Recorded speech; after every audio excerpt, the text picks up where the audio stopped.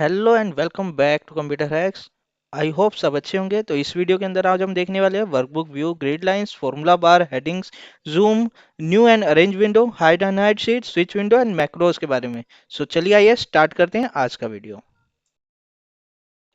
So welcome to Computer Hacks. और आज हम जो है व्यू टैब के बारे में बात करने वाले हैं। तो व्यू टैब स्टार्ट करने से पहले अगर आपने वीडियो को अभी तक लाइक नहीं करा है तो प्लीज़ लाइक कर दीजिए, क्योंकि इसके बाद हम जो सीखने वाले हैं वो मैं आपको दावे के साथ कह सकता हूँ कि आपको कोई भी जो है इंस्टीट्यूट सिखाता नहीं होगा। सो वीडियो को लाइक करें और साथ में हम स्टार्ट करते हैं आज का वीडियो व्यू टैब के साथ। व्यू टैब में सबसे पहला जो ऑप्शन है हमारा वो है वर्कबुक व्यूज का। तो वर्कबुक हम किस तरीके से देखते हैं, तो वर्कबुक आपको मैंने लास्ट वीडियो में बताया था कि जो मल्टीपल शीट्स के साथ हम जो काम करते हैं यहाँ पर, उसका कॉम्बिनेशन एक वर्कबुक कहलाता है। तो वर्कबुक हमारा जो है अभी नॉर्मल मोड पे आप देख रहे हो कि बाय डिफॉल्ट ओपन होता है। अगर मैं इसको पेज ब्रेक व्यू में देखूं तो इस तरीके से ये हमें दिखाएगा। तो ये क्या दिखा रहा है कि पेज वन पे हमारा कितना डेटा आ सकता है या आ रहा है।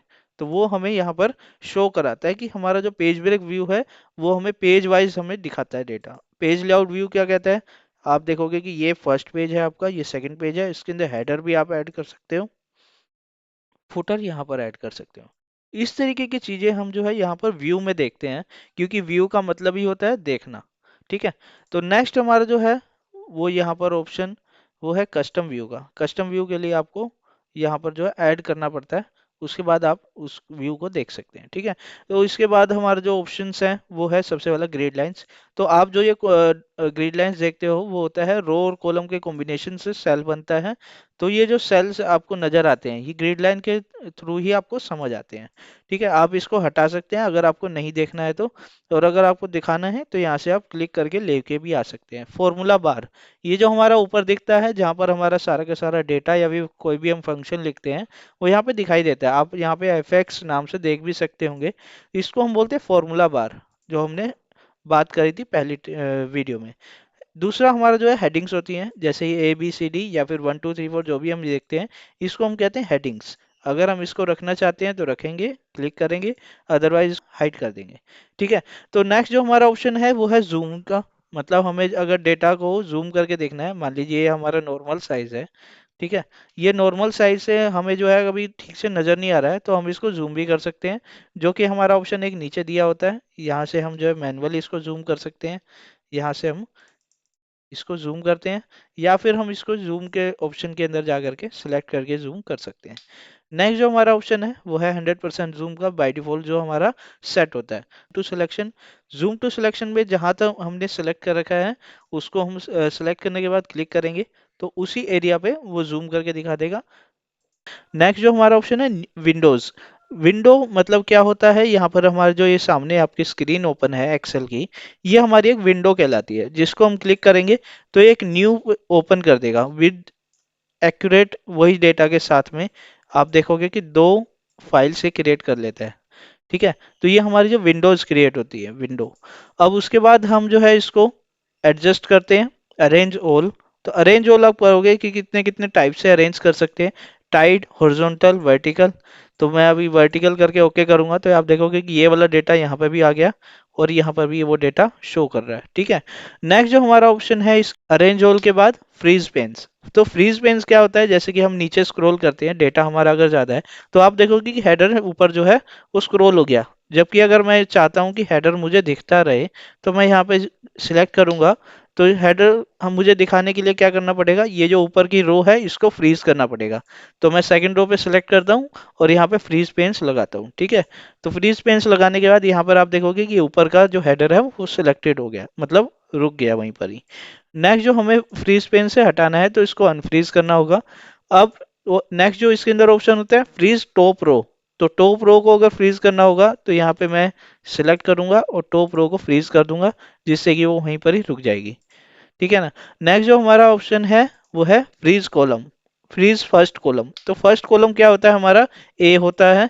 और यहाँ पर जैसे ही मैं इसको फर्स्ट कॉलम को फ्रीज करूंगा और मैं इसको स्क्रॉल करके देखता हूँ तो आप देखोगे कि जो सीरियल नंबर वाला जो हमारा टेबल में है कॉलम, वो फ्रीज हो चुका है। ठीक है। अब मैं इसको वापसी अनफ्रीज कर लेता हूँ। नेक्स्ट जो हमारा ऑप्शन है वो है स्प्लिट। तो स्प्लिट पे हम क्लिक करेंगे तो यहाँ पे आप देखोगे कि ये डेटा अलग आ गया, ऊपर का डेटा थोड़ा अलग आ गया, जबकि सिलेक्शन हम जैसे ही कर रहे हैं तो वो ऊपर भी सेम सिलेक्शन ले रहा है। ठीक है, अनस्प्लिट कर देंगे तो वापसी वो नॉर्मल पे आ जाएगा। तो नेक्स्ट हमारा जो ऑप्शन है वो है हाइड। ये हमारे बहुत काम में आता है, जैसे कि हमारी ये फाइल्स, ये वाली भी ओपन है और एक फाइल और ओपन है। ठीक है, अब ये दोनों फाइल्स को मुझे ओपन तो रखना है, लेकिन मुझे अभी यहाँ पर दिखाना नहीं है। जैसे आप देखोगे कि ये सारी फाइल्स यहाँ पे दिख रही हैं, मुझे यहाँ पे दिखाना नहीं है, तो मैं इसको क्या करूंगा, एक बार हाइड पे क्लिक कर दूंगा। जिसके बाद वो फाइल ओपन तो है बट हाइड है। जैसे इसको अनहाइड पे क्लिक करेंगे तो वो फाइल्स का नाम यहाँ पे शो करेगा जो भी हमने हाइड करी थी। ओके करेंगे तो वो फाइल दोबारा से ओपन हो जाएगी। आप देख सकते हो यहाँ पे दो फाइल्स आ चुकी है। ठीक है, नेक्स्ट जो हमारा ऑप्शन है वो है, अगर हमारी एक से ज़्यादा विंडोज़ या फाइल्स ओपन है तो व्यू साइड बाय साइड करेंगे।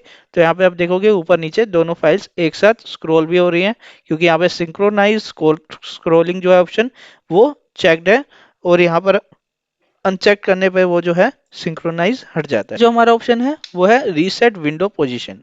तो ये क्या करता है कि हमारा जो विंडोज़ की पोजीशन थी उसी पोजीशन पे ले जाता है। ठीक है, तो नेक्स्ट जो हमारा ऑप्शन है वो है स्विच विंडो। मतलब दो फाइल्स अगर ओपन है, उसमें से एक से दूसरी फाइल से, दूसरी से पहली फाइल पे अगर जाना हो, उसके लिए हमारा है ऑप्शन। तो बेसिकली करते क्या है, यहाँ पे न्यू विंडो से लेकर के हमारा एक फाइल से दूसरी फाइल में जाने का और उसको अलग अलग तरीके से देखने का काम यहाँ पर हमारा व्यू टैब में होता है। ठीक है, सो नेक्स्ट जो हमारा ऑप्शन है वो है मैक्रोस। तो सबसे पहले हम समझते हैं कि मैक्रोस काम कैसे करता है और उसको हम यूज में कैसे ले सकते हैं, क्योंकि बहुत सारे आपके जो इंटरव्यूज में पूछा जाता है कि आपको मैक्रोस बनाना आता है, आपको उस पर काम करना आता है या नहीं आता। तो सबसे पहले हम जो है मैक्रोस को समझते हैं। मैक्रोस एक ऐसी ऑप्शन है जिसको हम जो है अपना काम जो है समझा देते हैं, और उसको करने के लिए एक शॉर्टकट की काम यूज करते हैं। जैसे कि मैं यहाँ पर जो है कुछ सीरीज लिखता हूँ। ठीक है, तो मैंने ये लिखा मैनुअली।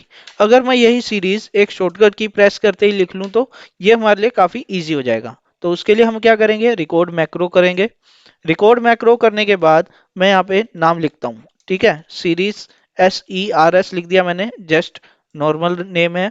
और उसके बाद मैंने जो है यहाँ पर कंट्रोल के साथ एक शॉर्टकट की बना ली। उसके बाद मैं इसको ओके करूंगा। हमारी जो रिकॉर्डिंग है वो यहाँ पे आप देखोगे कि चालू हो चुकी है। उसके बाद मैं यहाँ पर जो है एक सीरीज लिखना शुरू कर देता हूँ। ठीक है, ठीक है, ये इससे लिखा और F तक मैंने ये सीरीज को लिख लिया। उसके बाद मैं कर दूंगा स्टॉप रिकॉर्डिंग। स्टॉप रिकॉर्डिंग करने के बाद यहाँ पर मैं इसको रिमूव कर देता हूँ। अब मैं जस्ट प्रेस करूंगा कंट्रोल के साथ M, क्योंकि मैंने इसी तरीके की शॉर्टकट की वहां पर क्रिएट करी है।